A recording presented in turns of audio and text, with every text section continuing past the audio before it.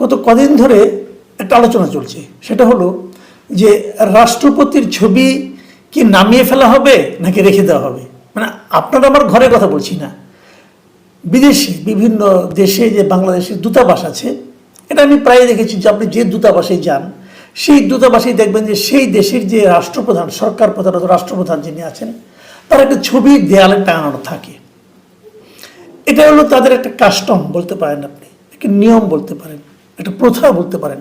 তো ওরকম বাংলাদেশে বিভিন্ন দূতাবাস বিভিন্ন দেশে আছে, সেই দেশেও দেয়ালে রাষ্ট্রপতির ছবি টাঙানো ছিল। তো সম্প্রতি দুদিন আগে হঠাৎ করে আমরা একটা নিউজ দেখলাম যে পররাষ্ট্র মন্ত্রণালয় থেকে নাকি সেই দূতাবাসগুলিতে ফোন করে বলা হচ্ছে যে আপনারা রাষ্ট্রপতির ছবি নামিয়ে ফেলেন, এবং এটা বলার পর অনেক দেশে এরই মধ্যে রাষ্ট্রপতির ছবি নামিয়ে ফেলা হয়েছে। কেন? মানে এতদিন পরে এসে কেন?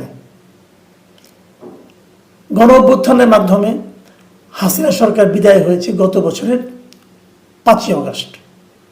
1 বছর পরে এসে এই ছবি নামানোর প্রসঙ্গটা এলো কেন? যে প্রধান কর্মকর্তা তার দেয়াল পেছনে বঙ্গবন্ধুর ছবি থাকতে হবে, এটা হলো বাধ্যবাধকতা। এর বাইরে কনভেনশন হিসাবে, কাস্টম হিসাবে, তো প্রথা হিসাবে একদিকে প্রধানমন্ত্রীর ছবি থাকতো, আরেকদিকে রাষ্ট্রপতির ছবি থাকতো।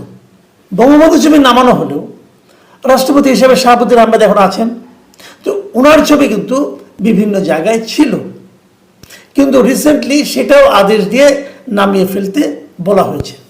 এই ঘটনা দেখে অনেকের মধ্যে একটা সন্দেহ অথবা একটা জল্পনা কল্পনা শুরু হয়েছে। কেউ কেউ আমাকে এই প্রশ্নটাও করেছেন যে আসলে কি ছবি নামানো কি উনাকে নামানোর একটা প্রথম পদক্ষেপ, মানে রাষ্ট্রপতিকে নামানোর একটা চেষ্টা চলছে কিনা, এই ধরনের একটা আলোচনা কিন্তু আছে। তো আমি জানি না রাষ্ট্রপতিকে আপনি কিভাবে নামাবেন। বাংলাদেশে যে আইন, এখনো যে আইন যদি আপনি মানেন, তাহলে আইন অনুযায়ী আপনি রাষ্ট্রপতিকে অপসারণের যে আইন আছে, সেই আইন এখন এই মুহূর্তে বাস্তবায়ন করা কোনোভাবেই সম্ভব নয়। রাষ্ট্রপতিকে, সংবিধান অনুযায়ী রাষ্ট্রপতিকে অভিশংসন করার মাত্র 2টা পদ্ধতি আছে। একটা পদ্ধতি হলো যে উনি যদি নিজের থেকে পদত্যাগ করেন, উনি বললেন থাকবো না, পদত্যাগ করেন, সেটা একটা পদ্ধতি। আর একটা পদ্ধতি হলো ওনাকে অভিশংসন করা, মানে ওনাকে অপসারণ করা।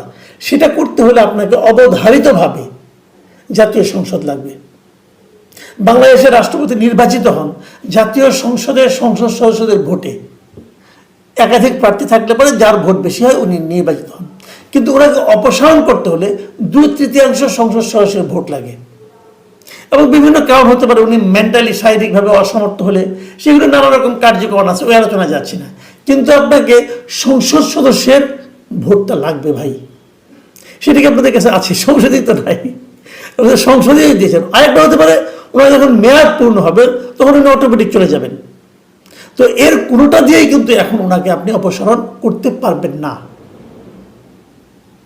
এটা হলো একটা বিষয়।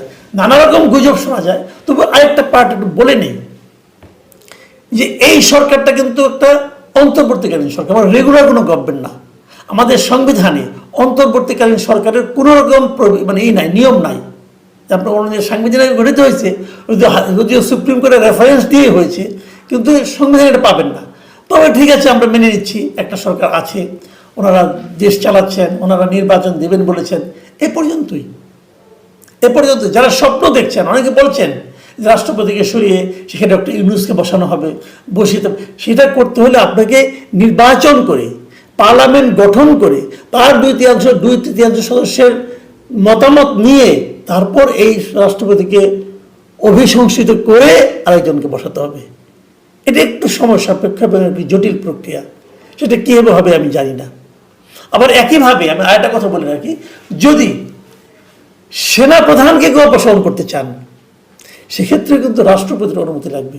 কারণ আমি যদি তত্ত্বাবধায়ক সরকারের ফরম্যাটে এই অন্তর্বর্তীকালীন সরকারকে বিবেচনা করি, তত্ত্বাবধায়ক সরকার যখন গঠিত হয় তখন কিন্তু সেনাবাহিনী, পুরো সেনাবাহিনী এবং মানে সশস্ত্র বাহিনী রাষ্ট্রপতির অধীনে চলে যায়।